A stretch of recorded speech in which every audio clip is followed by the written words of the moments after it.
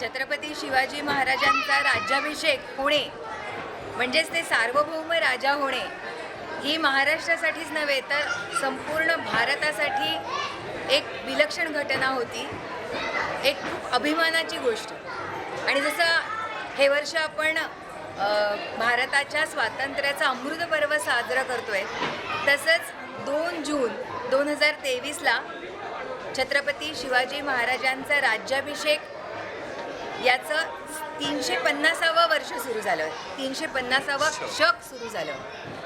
शिवाजी महाराज हे शककर्ते राजे होते, त्यांच्या राज्याभिषेकापासून नवीन शकाला सुरुवात झाली आणि त्या निमित्ताने संपूर्ण महाराष्ट्रात पूर्ण मराठी मनामनांमध्ये महाराजांच्या विचारांचा जागर पुन्हा एकदा व्हावा ही मनामध्ये भावना घेऊन ही संकल्पना श्री प्रसन्न कारखानीस आणि मी सौ रेश्मा कारखानीस आमच्या मनात आलं की आपल्या कलेच्या माध्यमातून आपण महाराजांचे विचार कसे तरुणांपर्यंत सगळ्यांपर्यंत पोहोचवू शकतो, किंबहुना त्याचा अधिक गुणाकार करू शकतो। तर त्या निमित्ताने तो जागर करण्याच्या निमित्ताने ही संकल्पना आहे। बाहेर आपण बघू तर नगारखाना आहे, म्हणजे रायगडाचा जो नगारखाना, रायगडाला नगारखाना जो आहे तो प्रत्यक्षात तसा नगारखान्याची एक प्रतिकृती आहे आणि आतमध्ये संपूर्ण शिवसृष्टी आपण तयार केलेली आहे, ती आपण बघूया। शिवाजी महाराज की जय। या संपूर्ण सभामंडपाची 2 मुख्य दालनं आहेत। हे पहिलं जे दालन आहे तिथे महाराजांची एक प्रतिमा ठेवली आहे आणि संपूर्ण ह्या भिंतींवरती महाराजांच्या जीवनातले मुख्य प्रसंग आणि त्यांनी हे स्वराज्य स्थापन करण्याकरता त्यांच्या मदतीला त्यांच्या सोबती जे स्वराज्याचे शिलेदार होते त्यांच्याबद्दलची माहिती, त्यांची नावं, त्यांच्याबद्दलची माहिती, हे संपूर्ण हे दालन आहे।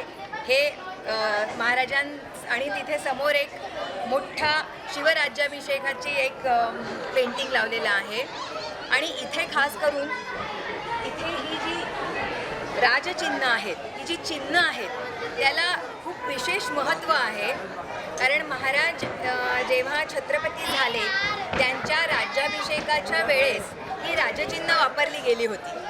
जसं आता इथे आपण बघतोय तर तराजू, आणि प्रत्येक चिन्हाला महत्त्व आहे, त्याला एक अर्थ आहे। जसं हे तराजू म्हणजे न्यायी राजा, या राजापाशी न्याय आहे, तर न्यायी राजाचं हे प्रतीक आहे। तसंच इथे एक दात विचकावणारा मासा आहे, म्हणजे पूर्ण आरमारावर माझं वर्चस्व आहे, तर असं एक प्रतीक आहे। त्याच्या शेजारी अश्वपुच्छ म्हणजे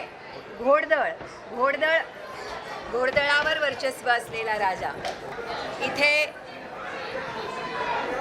मागे आहेत अब्दागिरी आणि ध्वज, आणि ह्या सगळी ही जी राजचिन्ह आहेत ही खूप महत्त्वाची चिन्ह आहेत आणि ह्या सगळ्या चिन्हांचं मिळून एक अधिकृत लोगो महाराष्ट्र शासनाने यावेळेस त्याचा अनावरण केलेला आहे आणि तो लोगो वापरला जातो सगळीकडे।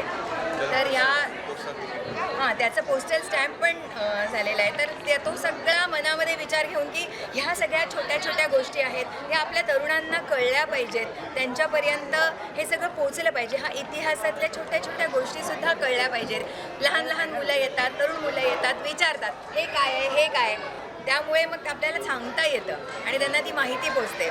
तर हा मुख्य हेतू आणि हे सगळं या दालनामध्ये आपल्याला बघायला मिळेल। आणि आत आहे ते बाप्पांचं दालन।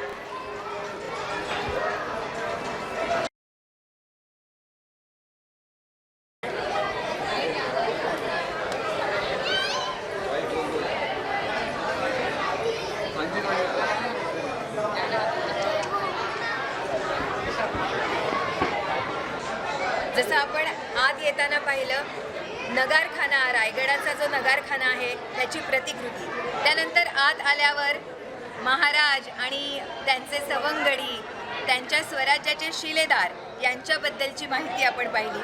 तसं हे त्या आतलं दालन आहे गणपती बाप्पाचं। इथे आपण एका महालाचं, राजवाडे जे असतात, मराठमोळे राजवाडे, अशा राजवाड्याची प्रतिकृती इथे तयार केली आहे. इकडे मुद्दाम एक उल्लेख केलेला आहे कारण आपण इथे सगळ्यांचा नामोल्लेख आपण करू शकत नाही. असे अनेक शेकडो हजारो असे लोक होते, ज्ञात आणि अज्ञात मावळे होते, महाराजांचे सोबती सवंगडी होते की ज्यांनी महाराजांना ही स्वराज्य स्थापन करण्यामध्ये त्यांची साथ मिळाली, पण त्यांचा उल्लेख आपण करू शकलो नाही. त्याबद्दलची आपण दिलगिरी किंवा त्या सामूहिक उल्लेख आपण इथे मुद्दाम केलेला आहे आणि त्या सगळ्यांना नमन, त्या सगळ्यांना वंदन. त्यांच्या त्यागामुळे, बलिदानामुळे आपल्याला हे जे स्वातंत्र्य आहे आज किंवा आपण ज्याला आपण स्वराज्य म्हणतो ते आपल्याला उपभोगता येत आहे. आणि इथे मग त्यांनी या स्वराज्य स्थापनेसाठी काय लढा दिला आणि त्या लढ्यासाठी वापरलेली अस्त्रशस्त्र, कोणत्या प्रकारची अस्त्रशस्त्र त्यावेळेस वापरली होती, त्याचं संपूर्ण इकडे एक प्रदर्शनी इथे आपण मांडलेली आहे, जेणेकरून येणाऱ्या प्रत्येकाला जितकी जास्तीत जास्त आपण माहिती देता येईल तितकी आपण देऊ शकू.